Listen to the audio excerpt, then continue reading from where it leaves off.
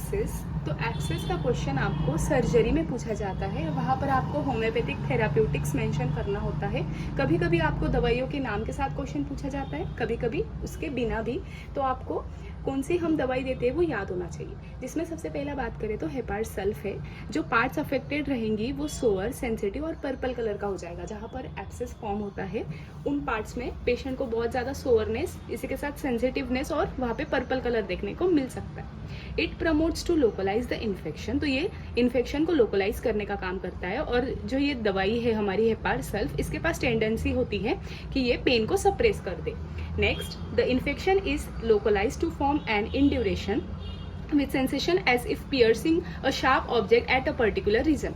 तो ये पेन कैसा होता है, तो जैसे कोई हमें शार्प नीडल या शार्प नाइफ का जो टिप होता है वो अगर हमारी बॉडी में पेनिट्रेट हो रहा है कैसे या पियर्स हो रहा है, तो जिस टाइप का हमें जैसा पेन महसूस होगा वो वैसा टाइप का पेन यहाँ पर उन पेशेंट्स में देखने को मिलता है। अगर नेल्स की तरफ इन्फेक्शन हुआ है, एब्सेस हुआ है, तो वहाँ पे हैंग नेल्स की कंडीशन देखने को मिलती है। और जो भी फॉरेन बॉडी एंटर हुई है हमारी स्किन में, उसके इर्द गिर्द हमें इन्फ्लामेशन और पस देखने को मिलता है। Tendency for suppuration, dirty unhealthy skin, तो इन पेशेंट्स की स्किन कैसी रहेंगी, डर्टी और अनहेल्दी रहेंगी। Feeling of wind blowing in stomach, तो ये भी एक फीचर होता है हेपार सल्फ में हमें देखने को मिलता है। जब हम हेपार सल्फ को कम क्वांटिटी में देते हैं तो वो हैसन सप्यूरेशन, तो ये फटाफट सप्यूरेशन कराता है, मतलब पस फॉर्मेशन कराता है। लेकिन अगर आप इसे ज़्यादा पोटेंसी में देते हैं तो ये उसी पस को लीजन से एब्जॉर्ब करने का काम करता है।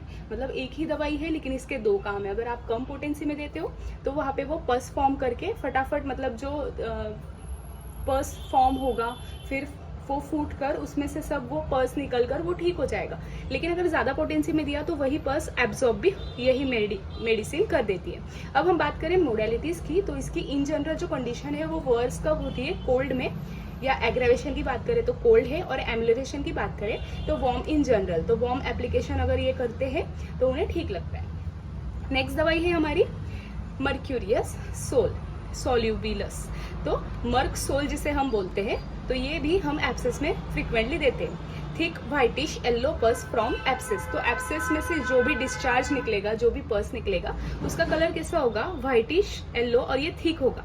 स्किन कैसी होगी पेशेंट में, skin dirty unclean with vesicular eruption specially in folds, burning in parts, तो यहाँ पे हमें बर्निंग भी देखने को मिल सकती है। पेशेंट कंप्लेंट्स ऑफ ईचिंग, तो जो अफेक्टेड एरिया है उसके आसपास हमें ईचिंग की भी कंप्लेंट पेशेंट।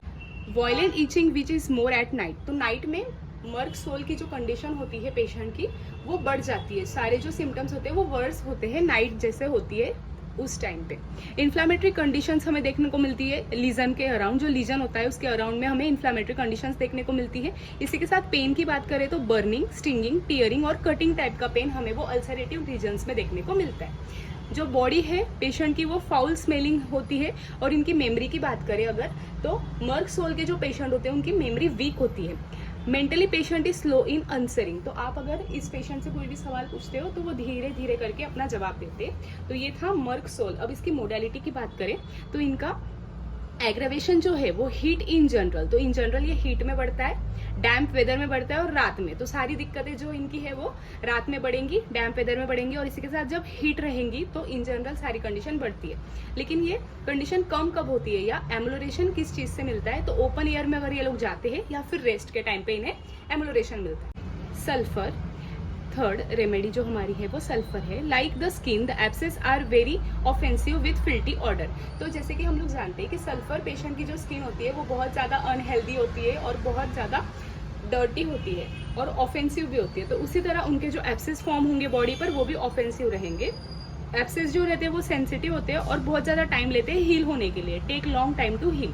वॉयलेंट ईचिंग हमें देखने को मिल सकती है और जो हीलिंग होती है वो सेकंड इंटेंशन से होती है। Stinging pain with great soreness, smarting pain, smarting मतलब जो बर्निंग टाइप होता है वैसा ही।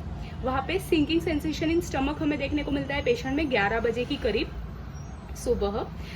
Pen are worse by touch, warmth of bed, heat of sun, तो इन सब चीज़ों से जो पेन होता है वो वर्स हो जाता है। Discharges are offensive, patient is mentally, जो पेशेंट होता है वो फॉरगेटफुल होता है और बहुत सेल्फिश होता है और उसको नहाना पसंद नहीं होता है, does not want to take bath.